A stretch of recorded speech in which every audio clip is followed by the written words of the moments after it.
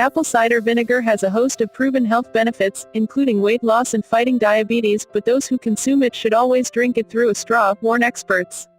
Just one of these is the erosion of tooth enamel. On its website it states, acidic foods and beverages have been shown to damage tooth enamel.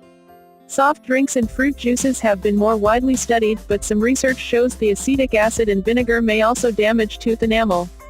One lab study, enamel from wisdom teeth was immersed in different vinegars with pH levels ranging from 2.7–3.95. The vinegars led to a 1–20% loss of minerals from the teeth after 4 hours. Importantly, this study was done in a lab and not in the mouth, where saliva helps buffer acidity. Nevertheless, there's some evidence that large amounts of vinegar may cause dental erosion. A case study also concluded that a 15-year-old girl's severe dental decay was caused by consuming 1 cup 237 milliliters of undiluted apple cider vinegar per day as a weight loss.